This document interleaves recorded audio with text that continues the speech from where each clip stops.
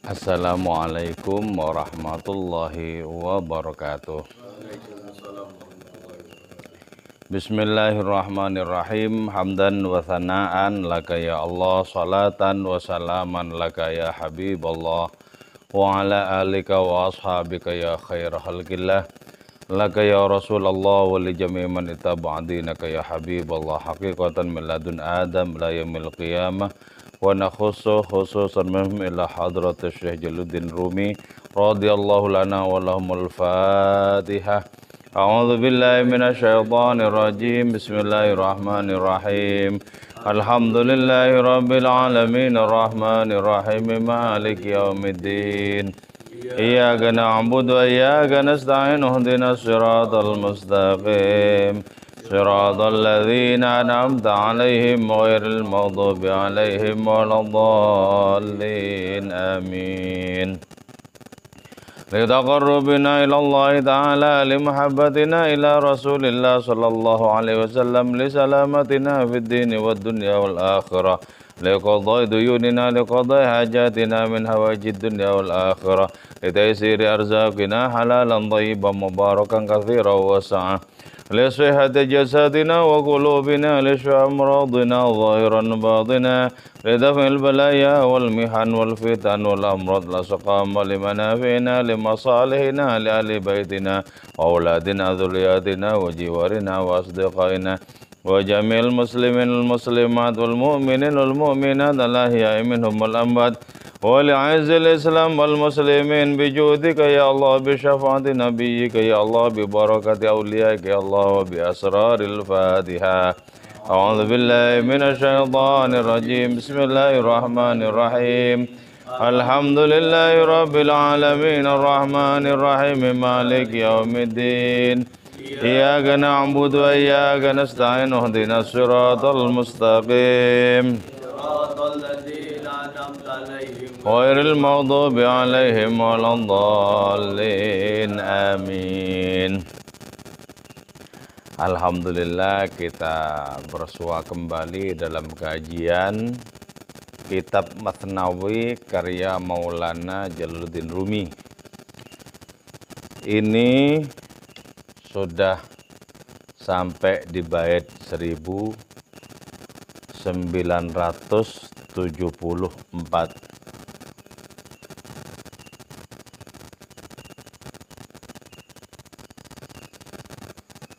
Oke ya, situ. Dan karena Maulana Rumi ini dikenal sebagai kutub cinta, maka kita berharap kepada Allah Subhanahu wa Ta'ala untuk mendapatkan luberan cinta ilahiyat. Dengan adanya cinta ilahiyat itu, kita bisa bersembah sujud kepada Allah dengan cara paling bergairah, dengan cara paling menyenangkan. Nah, itulah yang disebut sebagai maqam mahabbah atau maqam cinta.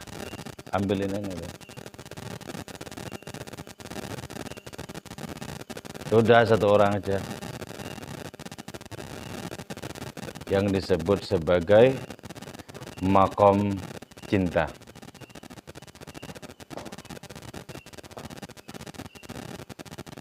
Nah, dengan mengkaji kitab ini, dengan menyelami kitab ini, kita sebenarnya banyak berharap agar apa yang dialami oleh Maulana Rumi itu juga kita alami, walaupun prosentasinya berbeda. Karena itu, setiap kita mengkaji kitab, maka julurkanlah harapan-harapan kepada Allah Ta'ala agar menganugerahkan kepada kita adanya karunia rohani yang dalam konteks ini adalah cinta ilahiyat itu sendiri. Melalui mengkaji kitabnya ini, kita berusaha untuk bisa tersambung secara rohani dengan beliau. Oke, kita lanjutkan kajian ini. Bismillahirrahmanirrahim. Qala al-musannif rahimahullah ta'ala wa nafa'ana bi'ulumihi wa amadana bi asrarihi wa afadha alaina min barakatihi wa bikum amin. Wa indama sarakha, dan manakala menjerit, ad-dubu apa beruang, minal uf'wan lantaran digigit oleh naga, khallasa maka menyelamatkan hu kepada itu beruang, syuja'un siapa orang pemberani, mim baini barathanihi di antara gigitan-gigitan itu naga. Oke ya. Ketika naga itu mencengkram menggigit beruang, beruang itu menjerit.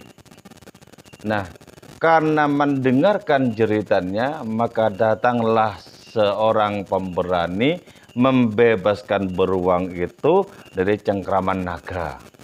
Apa maksudnya? Ya. Di dalam hidup ini, pertolongan itu senantiasa datang kepada orang yang membutuhkannya. Karena itu, sadari kelemahan kekurangan diri kita, lantas menjeritlah kepada Allah Ta'ala, agar kita bisa terbebaskan dari himpitan-himpitan persoalan. Menjeritlah kepada Allah. Ketika kita menjerit kepada Allah Ta'ala, maka Allah Ta'ala akan mengutus orang-orangnya, mengutus makhluknya untuk membebaskan kita dari cengkraman persoalan yang membuat kita menjerit. Jadi Allah Ta'ala itu memiliki perpanjangan tangan. Siapa yang mau dipakai oleh Allah Ta'ala untuk menolong kita, atau siapa yang mau dipakai oleh Allah Ta'ala untuk memberikan sesuatu kepada kita. Jadi di dalam hidup ini, saksikanlah peran-peran Allah Ta'ala lewat orang-orangnya yang berguna kepada kita, yang bermanfaat kepada kita. Karena itu merataplah terus-menerus kepada Allah. Nanti akan didatangkan oleh Allah Ta'ala orang yang bisa menjadikan kita tentram sehingga tidak perlu meratap itu lagi. Misalnya, kenapa kok dari dulu sholatku ini seperti membosankan saja? Merataplah. Nanti ketika sudah meratap itu, tanda-tandanya pertolongan sudah akan datang. Jadi kata Maulana Rumi dalam bait puisinya yang lain, di mana ada bayi menjerit, maka disitulah datang air susu seorang ibu. Menjerit. Jangan diam. Jangan seperti merasa tidak membutuhkan. Tidak ada satupun makhluk yang tidak membutuhkan pertolongan Allah Ta'ala. Tidak ada. Tidak ada. Karena itu, semakin orang kenal kepada Allah Tuhannya, maka orang itu semakin penuh dengan rintihan. Ya Allah, ya Allah, ya Allah. Karena orang itu merasakan tidak bisa tegak di atas kakinya sendiri.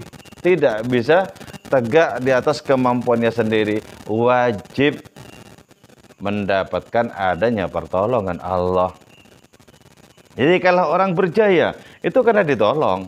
Bukan karena kemampuan orang itu untuk mencapai keberjayaan itu. Bukan, karena ditolong. Karena ditolong oleh Allah Ta'ala. Jadi hidup kita ini adalah gumpalan dari pertolongan Allah. Pertolongan Allah Ta'ala itu bisa materi, juga bisa rohani. Jadi karena itu, kalau kita menginginkan adanya pendakian, menjeritlah kepada hadiratnya. Ya Allah, inilah rasa butuh kami yang sedang menganga di hadapanmu. Meratap, meratap, meratap. Jadi kepada Allah Ta'ala itu sering-seringlah meratap.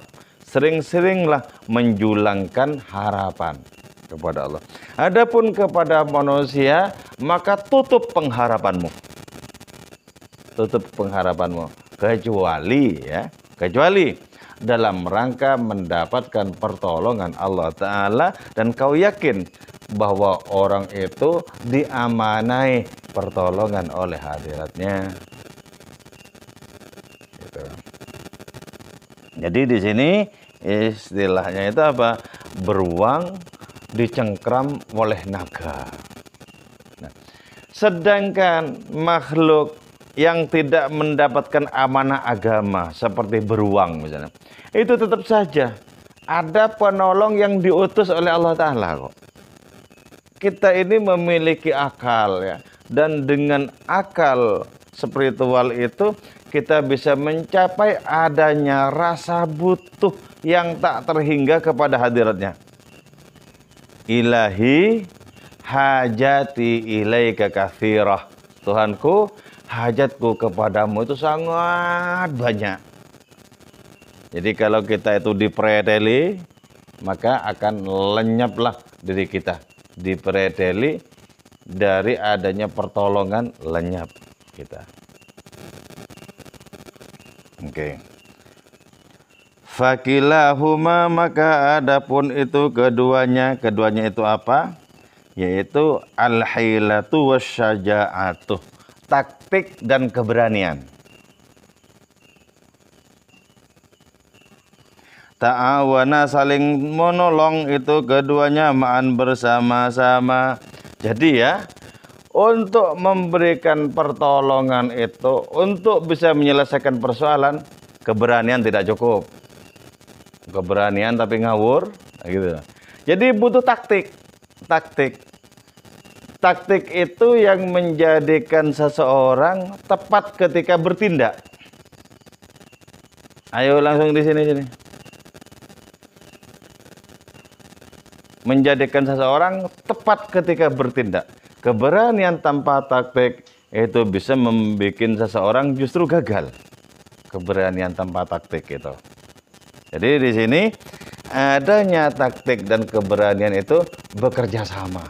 Jadi karena itu kalau kita berhadapan dengan persoalan, kita tahu solusinya, jangan lantas kita bertindak. Pikirkan cara yang paling efektif, cara yang paling bijaksana. Oke. Jadi kenapa Nabi itu disebut sebagai Al-Hakim ya? Salah satu nama Nabi itu Al-Hakim, orang yang sangat bijaksana. Karena beliau bertindak tidak atas dasar benar semata-mata, tapi berdasarkan adanya tindakan yang pas. Sehingga di hadapan para sahabatnya, beliau itu mendapatkan tempat yang istimewa. Mendapatkan tempat yang istimewa. Kenapa? Karena pas ketika bertindak. Pas. Itu taktik ya. Nah sama juga ya. Keikhlasan semata-mata itu tidak cukup. Butuh taktik. Keikhlasan semata-mata nggak cukup. Butuh taktik. Nah ketika si pemberani itu menggabungkan keduanya, antara taktik dan keberanian, maka dia bisa membebaskan beruang dari cengkraman naga itu. Kita bahkan berhadapan dengan nafsu diri kita sendiri, butuh taktik. Butuh taktik. Agar kita sempurna di dalam memenangkan pertarungan berhadapan dengan nafsu itu, butuh taktik. Misal gini ya, bangun dini hari, sementara mata masih ngantuk, itu perlu taktik. Ngomong sama matanya itu, ngomong sama nafsunya, gampang urusan tidur, bukan sekarang waktunya, habis subuh. Jadi terus butuh taktik, butuh keberanian, butuh taktik. Misal besok kita puasa, kita lapar, katakan kepada nafsu yang mengajak untuk makan tuh, belum waktunya. Bukan aku tak sayang kepadamu, justru aku mencegahmu lantaran aku sayang kepadamu. Belum waktunya.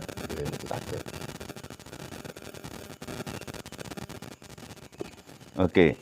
Wa aidan wa bihadhil quwwati, dan dengan adanya kekuatan ini kutilal ufwan, maka dibunuhlah al ufwan. Apa itu? Naga.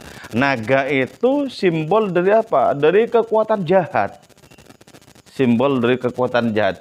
Setiap orang memiliki naga dalam dirinya. Memiliki naga. Nah, bagaimana naga ini bisa kita tekuk? Karena dalam Islam nafsu itu bukan untuk dibunuh, tapi untuk dikendarai. Bukan untuk dibunuh. Jadi kita berhadapan dengan nafsu, bagaimana kita bisa menjadi penunggang nafsu, bukan sebaliknya justru ditunggangi oleh nafsu. Jangan. Jadi dengan adanya kekuatan itu tadi, kekuatan taktik dan keberanian, juga keikhlasan, kita bisa mengalahkan naga-naga di dalam kehidupan ini. Kita punya kawan, tidak enak dengan kawan, hanya karena persoalan sepele yang semestinya diselesaikan dan tak terselesaikan, berarti naga masih menang ke dalam kehidupan kita. Apa saja memungkinkan kita, apa saja itu dimungkinkan untuk menjadi naga dalam kehidupan ini. Jadi karena itu, tundukkan naga itu, sehingga akhirnya bisa kita kendarai untuk menjadi pengantar kepada kebaikan-kebaikan.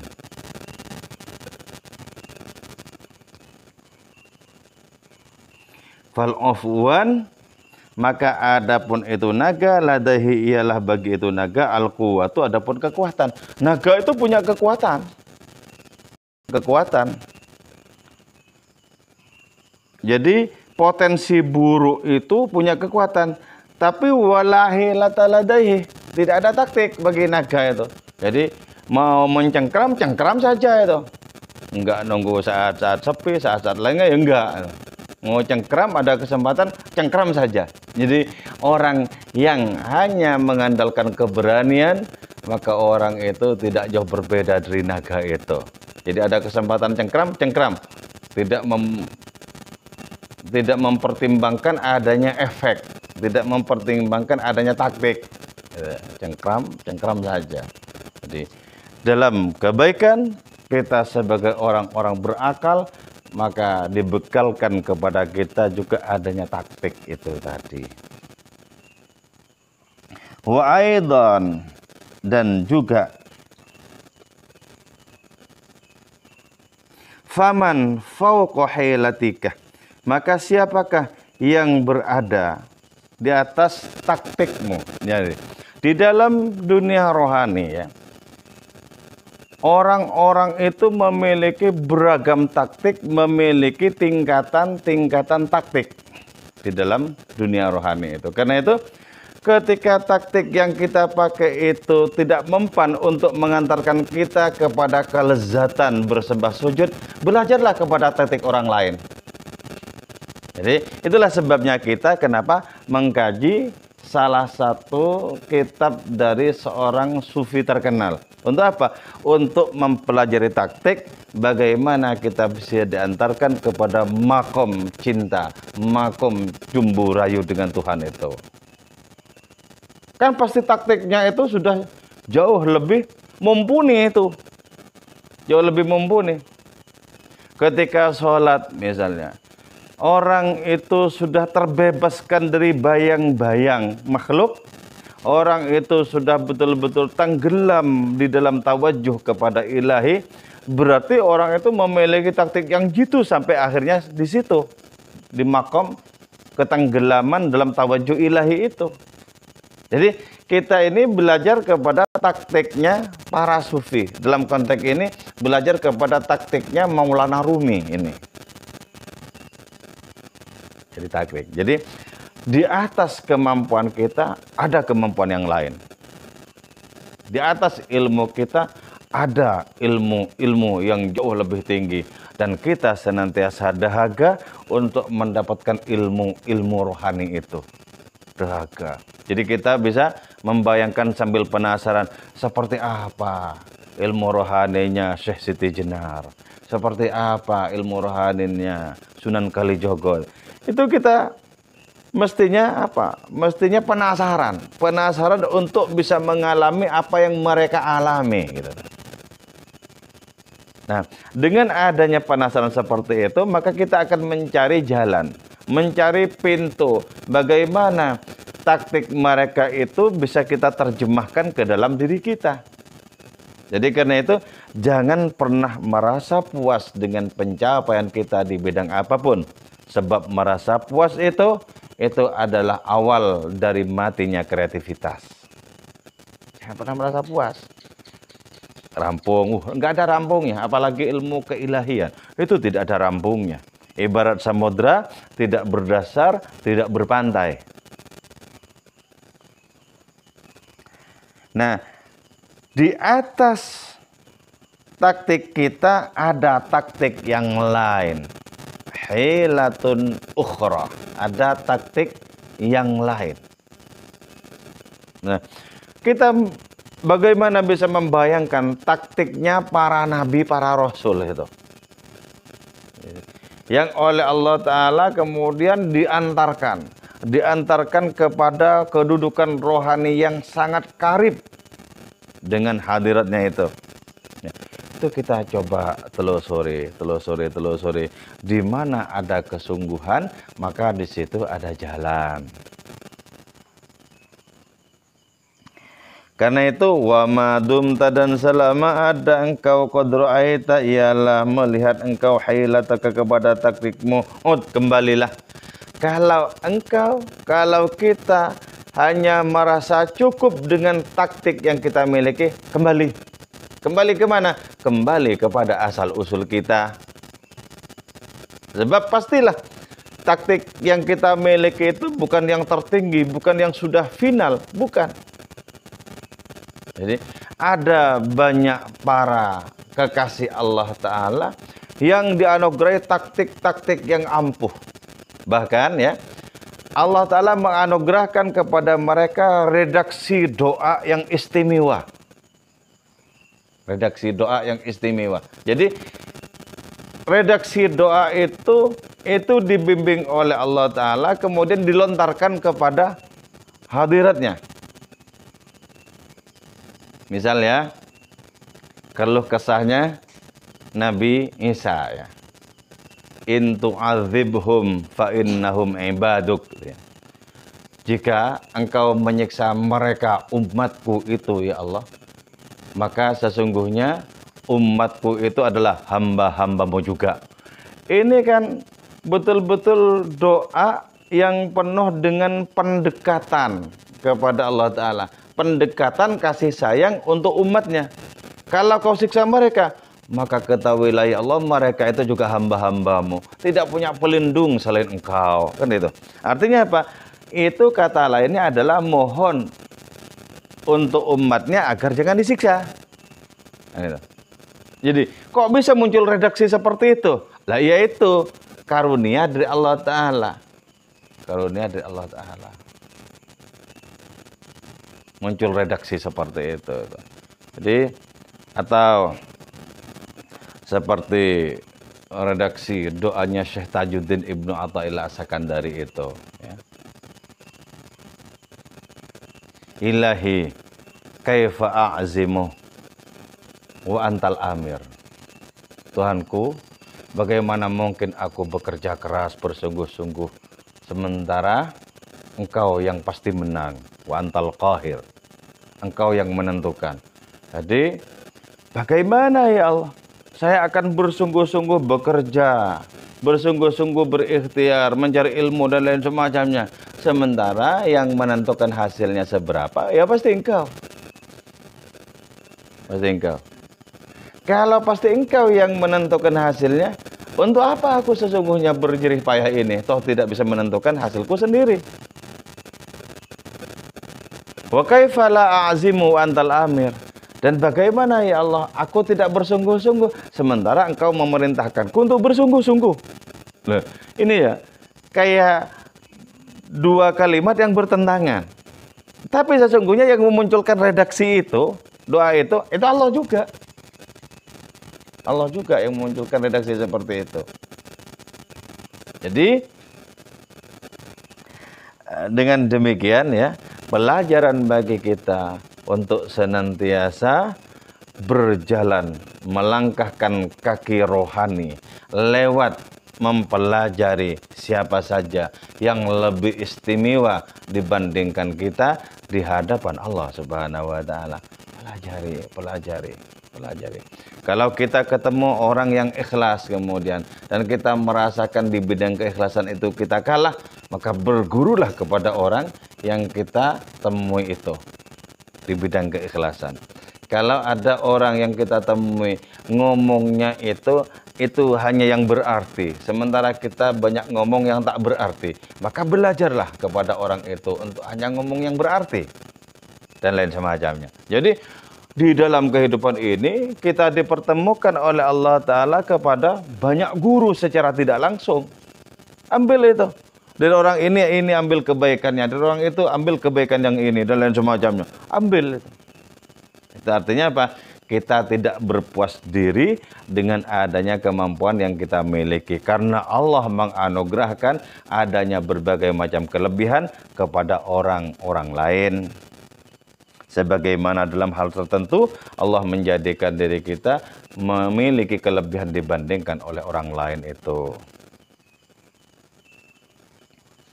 Jadi selama kita menganggap cukup adanya taktik atau langkah-langkah rohani kita, kembali.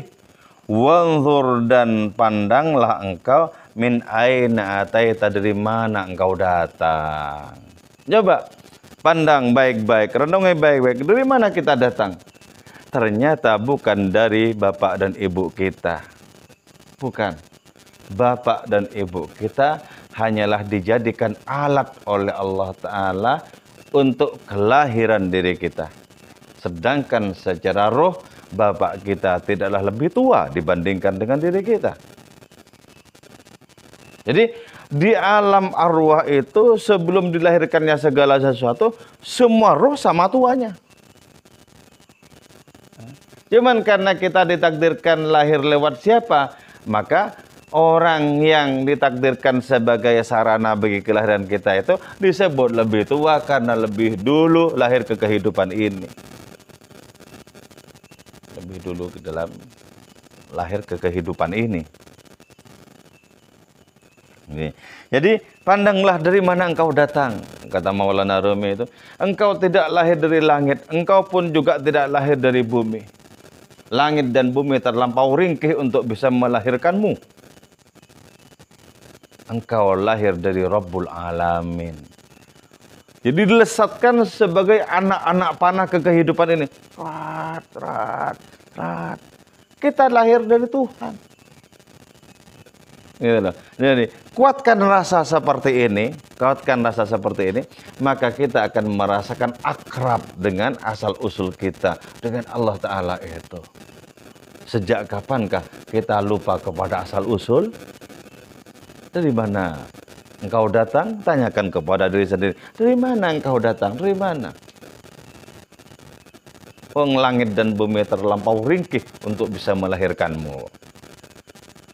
Jadi karena itu kemudian giring adanya pemahaman ini. Kalau begitu pelindungku maha kuat.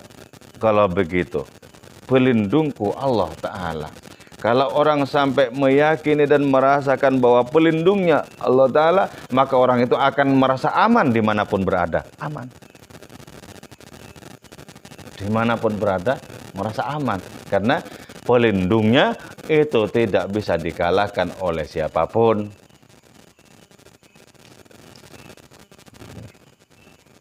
Wamdih, dan berlalulah engkau nahwal mabda, kepada asal usulmu itu, kepada permulaanmu itu. Jadi kalau kita menggunakan kesadaran seperti ini, maka seolah-olah kita itu seperti anak panah yang baru saja dilesatkan oleh Allah.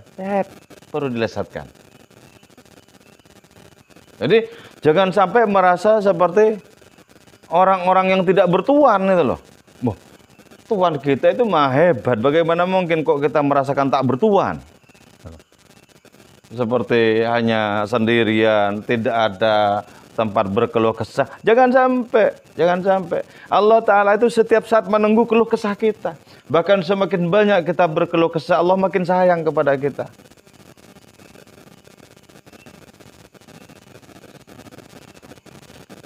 Innallaha yuhibbul mulihin fid du'a, sabda Nabi. Allah itu mencintai orang yang cerewet di dalam berdoa. Dikit-dikit berdoa, dikit-dikit berdoa, dikit-dikit berdoa. Aku, kata Maulana Rumi, setiap saat berdoa hingga akhirnya aku menjelma sebagai doa itu sendiri. Karena itu banyak orang-orang meminta doa kepada aku. Ini loh, setiap saat itu loh, gantungkan pengharapan kita setiap saat. Bahkan dari mulai bangun tidur, langsung saksikan. Andaikan bukan karena pertolonganmu, mana mungkin aku bisa bangkit dari tidurku ini. Langsung, bangun tidur yang disapa pertama kali, Allah. Yang disapa pertama kali.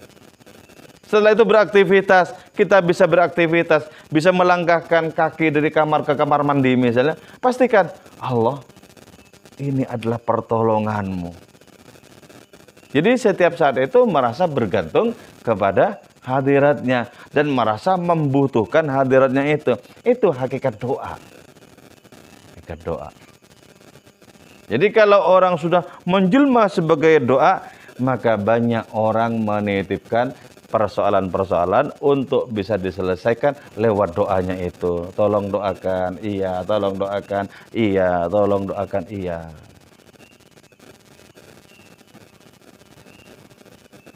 Oke. Wa kullu man huwa fil munfakhid. Wa kullu man, adapun setiap orang, huwa adapun, ialah adapun itu kullu man fil munfakhidi, pada dataran yang rendah, pada posisi yang rendah. Ja'a, datang itu kullu man minal ula, dari atas ya.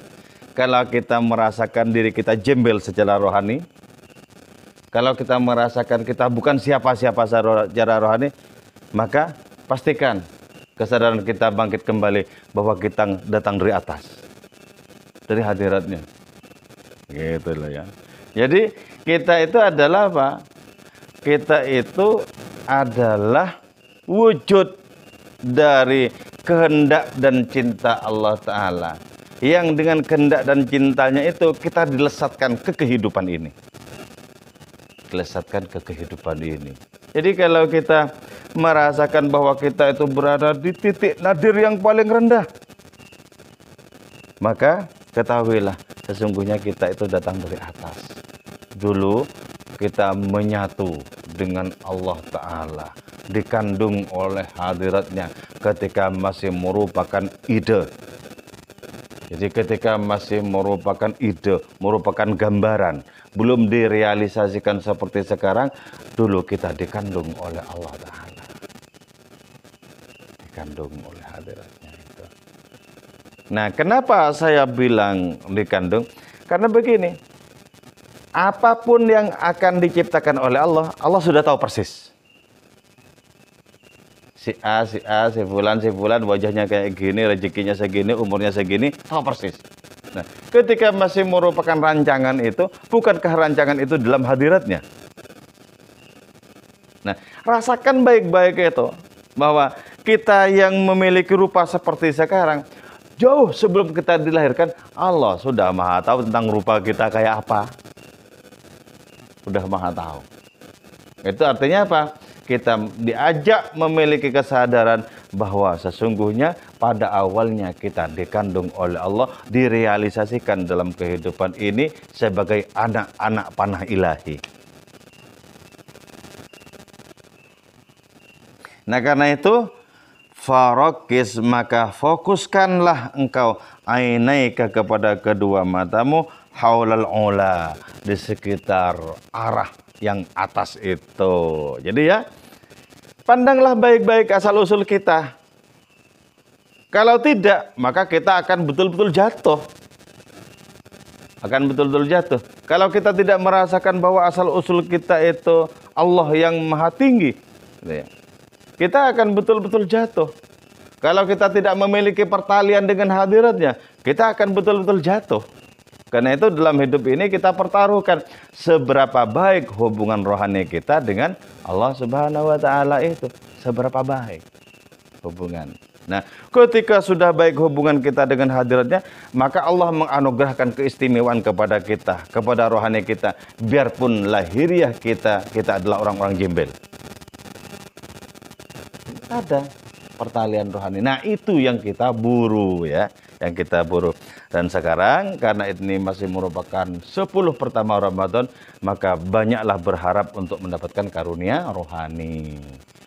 Semoga Allah Ta'ala mencipratkan karunia rohani yang diberikan kepada Maulana Rumi juga diberikan kepada kita semua. Moga sisa usia kita dipenuhi oleh adanya kecintaan kepada hadiratnya.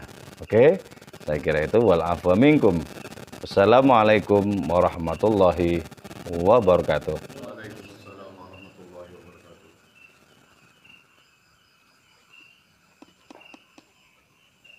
Ayo, Maula